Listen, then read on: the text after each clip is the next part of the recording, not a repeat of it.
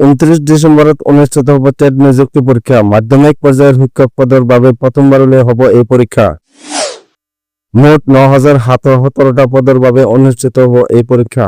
ইয়াৰে ৮,২৩০টা পদ স্নাতক শিক্ষকৰ লগতে ১,৪৮৭টা পদ স্নাতকোত্তৰ শিক্ষকৰ বাবে নিৰ্ধাৰিত।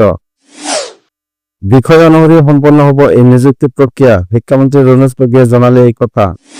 শিক্ষামন্ত্ৰীগৰাকীয়ে সাংবাদিকৰ আগত কয়, আগতে UPLP টেট আছিল। অসমত আমি হাইস্কুল আৰু উচ্চতৰ মাধ্যমিক টেট পৰীক্ষাও অনুষ্ঠিত কৰিছিলো।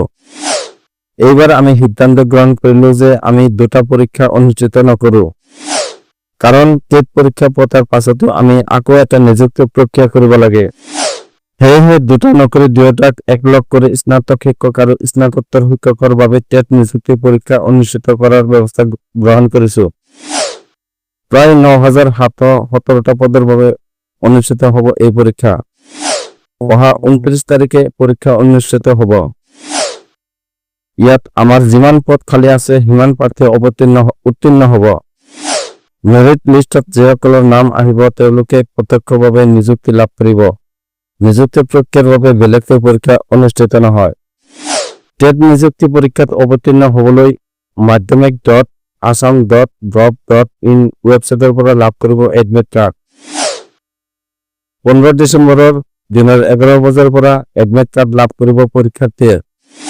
ইয়াৰ বাবে পৰীক্ষাৰ্থীয়ে madhyamik.assam.gov.in গৈ আবেদন নম্বৰ আৰু পাছৱৰ্ড দিলে ৱেবছাইটৰ পৰা ডাউনলোড কৰিব পাৰিব নিজৰ এডমিট কাৰ্ড। এই সন্দৰ্ভত অসম চৰকাৰৰ মাধ্যমিক শিক্ষা সঞ্চালকালয়ে জাৰি কৰিছে এক নিৰ্দেশনা। নিৰ্দেশনাত উল্লেখ থকা অনুসৰি পৰীক্ষাত অৱতীৰ্ণ হোৱাৰ বাবে আবেদনকাৰী প্ৰাৰ্থীসকলে 15 ডিচেম্বৰৰ পুৱা 11 বজাৰ পৰা এডমিট কাৰ্ডসমূহ ডাউনলোড কৰিব পাৰিব। 29 ডিচেম্বৰত অনুষ্ঠিত হ'বলগীয়া লিখিত পৰীক্ষাত অৱতীৰ্ণ হোৱাৰ বাবে প্ৰাৰ্থীসকলে এডমিট কাৰ্ডৰ লগতে আধাৰ কাৰ্ড, পান কাৰ্ড, চালক অনুজ্ঞাপত্ৰ, ভোটাৰ কাৰ্ডকে ধৰি যিকোনো চৰকাৰী ফটোযুক্ত পৰিচয় পত্ৰ দেখুৱাব লাগিব।